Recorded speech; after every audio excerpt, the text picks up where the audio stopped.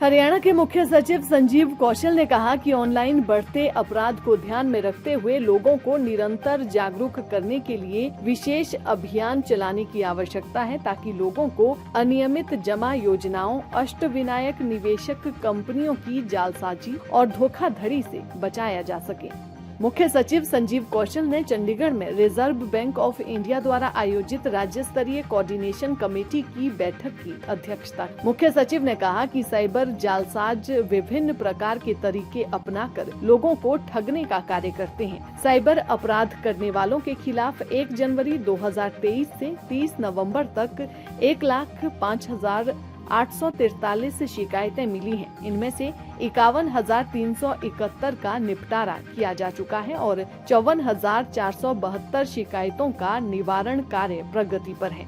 Cyber अपराध को रोकने के लिए कठोर कदम उठाए जाएं। बैंकर्स भी साइबर अपराध के खिलाफ त्वरित कार्रवाई करें।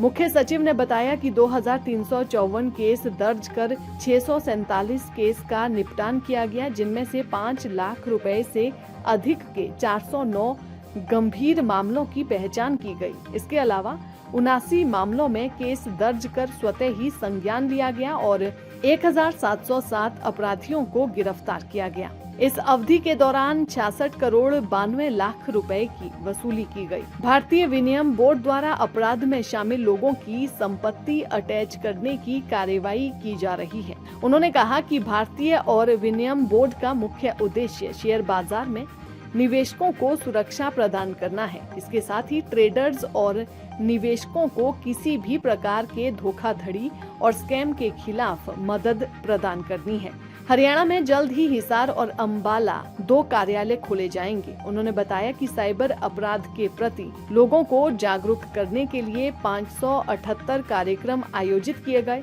मुख्य सचिव ने कहा कि हरियाणा में प्रधानमंत्री आवास योजना के तहत बैंकों के माध्यम से मिलने वाली सब्सिडी के क्लेम लंबित हैं। इनमें EWA और MIG की 5,993 यूनिट्स की 131 करोड़ 78 लाख रुपए की सब्सिडी शामिल है।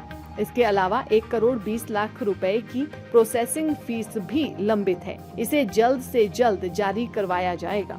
दैनिक सवेरा के लिए चंडीगढ़ से डॉक्टर सुरेंद्र धीमान की रिपोर्ट। हरियाणा के मुख्य सचिव संजीव कौशल ने कहा कि ऑनलाइन बढ़ते अपराध को ध्यान में रखते हुए लोगों को निरंतर जागरूक करने के लिए विशेष अभियान चलाने की आवश्यकता है, ताकि लोगों को अनियमित जमा योजनाओं, अष्टविनायक निवेशक कंपनियों की जालसाजी और धोखाधड़ी से बचाया जा सके। मुख्य सचिव संजीव कौशल ने चंडीगढ़ में रिजर्व बैंक ऑफ इंडिया द्वारा आयोजित राज्य स्तरीय कोऑर्डिनेशन कमेटी की बैठक की अध्यक्षता। मुख्य सचिव ने कहा कि साइबर जालसाज विभिन्न प्रकार के तरीके अपनाकर लोगों को ठगने का कार्य करते हैं। साइबर अपराध करने वालों के खिलाफ 1 जनवरी 2023 से 30 नवंबर तक 1,05,843 शिकायतें मिली हैं। इनमें से 51,371 का निपटारा किया जा चुका है और 54,472 शिकायतों का निवारण कार्य प्रगति पर है।